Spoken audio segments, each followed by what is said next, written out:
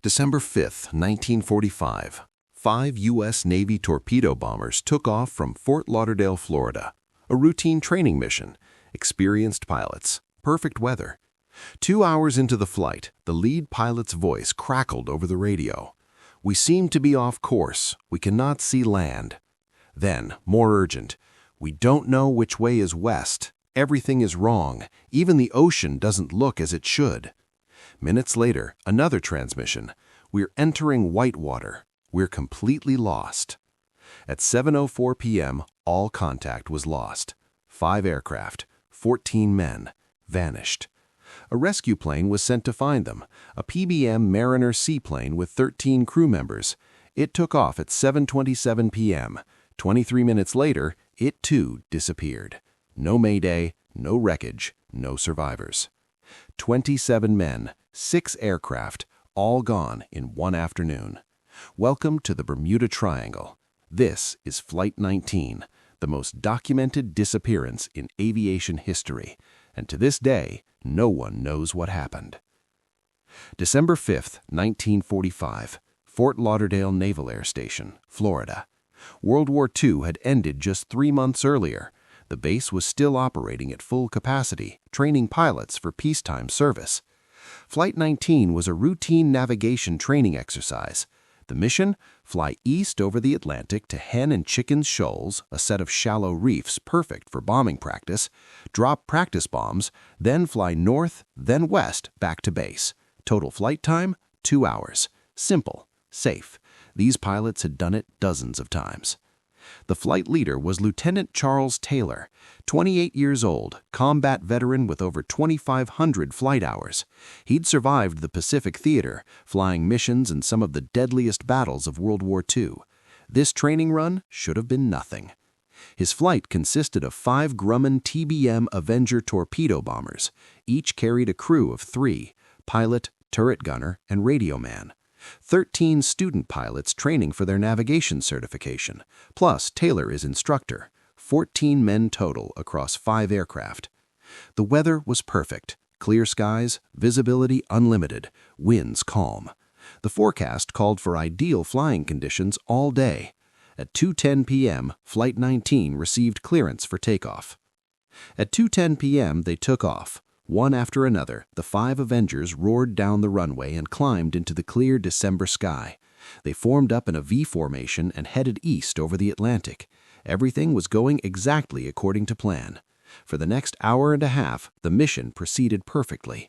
The pilots reached their target, dropped their practice bombs, and turned north as instructed. But somewhere around 3:45 p.m., something went wrong. Terribly, impossibly wrong. 3:45 p.m., the base radio tower picked up a transmission from Flight 19, but it wasn't to them, it was between the aircraft. Lieutenant Robert Cox, another instructor flying nearby, intercepted it first. Cox heard one of the student pilots trying to reach Taylor. "What's your compass reading?" Taylor's response was chilling. "I don't know where we are. We must have got lost after that last turn." Cox immediately contacted Taylor. "What is your trouble?" Taylor replied, "Both my compasses are out. I'm trying to find Fort Lauderdale. I'm over land, but it's broken. I'm sure I'm in the Keys, but I don't know how far down." The Keys? If Taylor was over the Florida Keys, he was over 100 miles south of his position. But that made no sense. His flight plan had them north of Fort Lauderdale, not south. Cox tried to help. "Put the sun on your port wing and fly up the coast." But Taylor's response made no sense. "We've just passed over a small island, no other land in sight." 4 p.m., the transmissions became more desperate. Taylor to his flight. "Damn it, if we could just fly west, we could get home. Head west." But another pilot responded, "We don't know which way is west. Everything is wrong. Strange." Then Taylor again. "Everything looks strange, even the ocean." The base tower tried repeatedly to establish clear communication, but the signals were weak, garbled. Taylor seemed convinced he was over the Florida Keys and needed to fly northeast to reach the mainland. But if he was actually where he should have been, off the coast of Florida, flying northeast would take them further out into the Atlantic. 4:45 p.m. The situation was deteriorating. Taylor's voice, now clearly stressed. "We're not certain where we are. We think we must be about 225 miles northeast of base. It looks like we're entering Whitewater. We're completely lost." Whitewater, possibly meaning they were over the shallow Gulf Stream waters, but where exactly? The base tried desperately to get a radio direction fix, but Flight 19's transmissions were too weak and sporadic. Other pilots in the area tried to help, but the signals kept breaking up. 5:15 p.m. Sunset was approaching. Taylor made a decision. "All aircraft, we will fly west until we hit the beach or run out of fuel." Finally, the right direction. But was there time? 6:04 p.m. Another pilot's voice, panicked. "If we don't get to land in another hour, we'll have to ditch." They were running out of fuel, and it was getting dark. 7:04 p.m. The final transmission from Flight 19 was barely audible. Then, silence. No mayday, no crash report, just silence. At 7:27 p.m., a PBM Mariner seaplane, a massive search and rescue aircraft, took off from Banana River Naval Air Station to search for Flight 19. It carried 13 crew members, full fuel tanks, state-of-the-art search equipment. Its mission? Fly to Flight 19's last known position and search for survivors or wreckage. The Mariner was commanded by Lieutenant Walter Jeffrey, experienced search and rescue pilot. His crew included radar operators, radio men, and rescue specialists. The plane was equipped to stay airborne for hours with powerful searchlights to scan the dark ocean. 7:30 p.m. The Mariner checked in with base. Position confirmed, weather clear, all systems functioning normally. Everything was fine. That was the last anyone ever heard from them. 7:50 p.m. The Mariner failed to make its scheduled position report. The base tried to raise them. No response. They tried again. Silence. A ship in the area, the SS Gaines Mills, reported seeing an explosion in the sky at approximately 7:50 p.m., a massive fireball that briefly lit up the ocean before disappearing. But when searchers arrived at the coordinates, they found nothing. No wreckage, no life slick, no debris. The PBM Mariner and its 13 crew members had simply vanished. Now, 27 men and 6 aircraft were missing. The Navy launched the most extensive air and sea search in its history up to that point. Over 300 aircraft, dozens of ships, Coast Guard vessels, private boats. They searched 300,000 square miles of ocean for 5 days. They found nothing. Not a single piece of wreckage, no life rafts, no bodies, no oil slicks, no debris. It was as if 6 aircraft and 27 men had been erased from existence.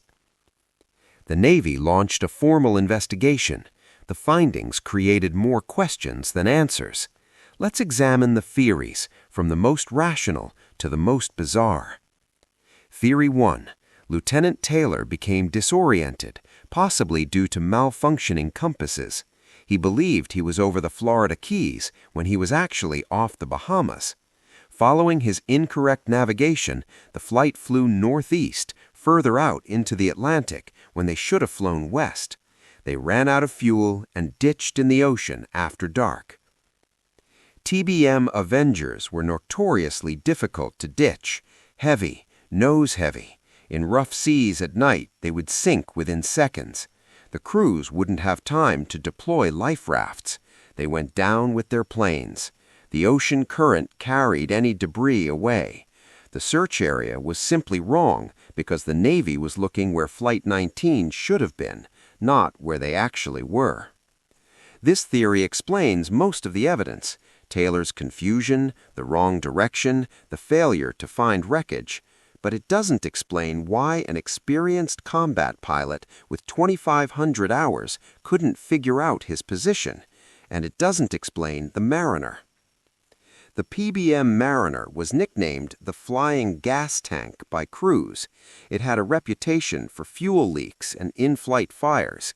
The explosion witnessed by the SS Gaines Mills at 7:50 p.m. matches the time the Mariner disappeared. Theory: a fuel leak caused a catastrophic explosion, destroying the aircraft instantly. But here's the problem. After an aerial explosion, there's always debris. Seat cushions float. Fuel creates oil slicks. Life vests surface. Search crews found nothing, not even an oil sheen. How does a massive aircraft explode and leave absolutely no trace? A more scientific theory: methane hydrate, frozen methane trapped in the ocean floor, can occasionally erupt in massive bubbles.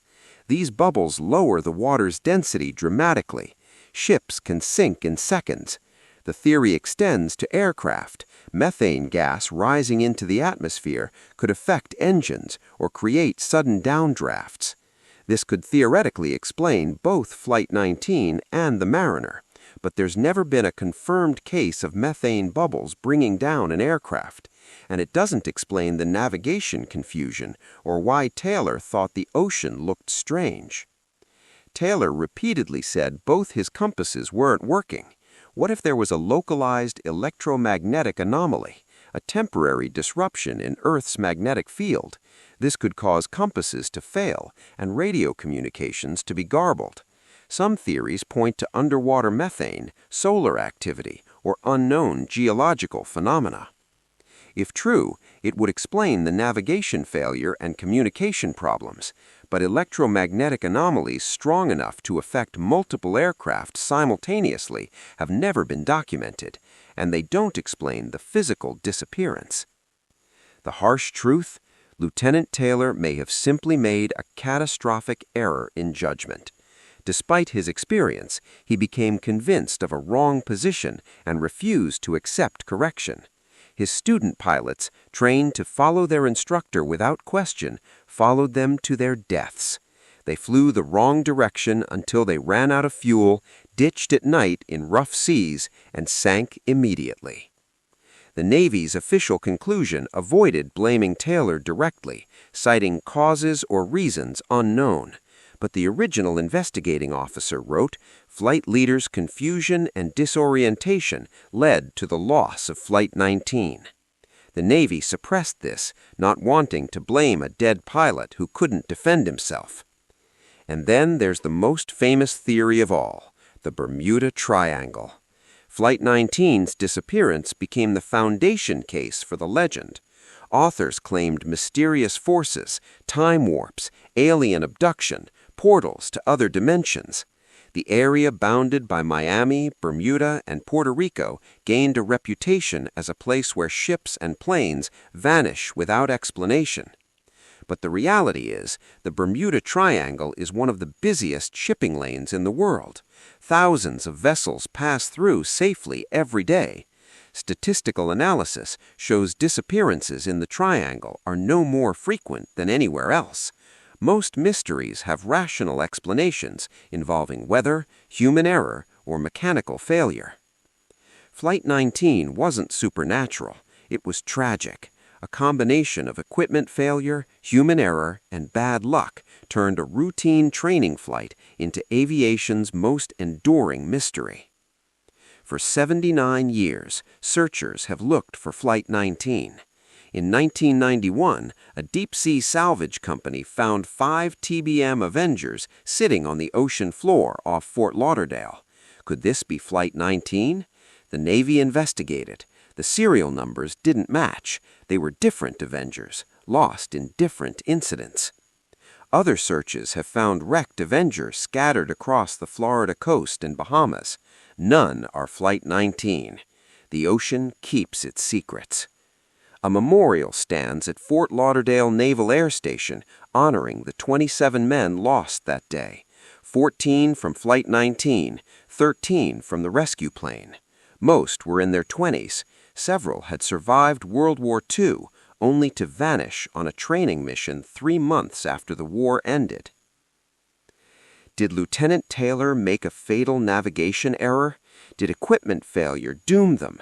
Did they ditch in the wrong location and sink before rescuers arrived? Or did something else, something we still don't understand, happen in the sky over the Atlantic that December afternoon? Case number AV003, Flight 19, 27 men, 6 aircraft, vanished December 5, 1945. Status: unsolved. The ocean holds the answer. Somewhere beneath those waves, 5 Avengers rest in their final formation. But where?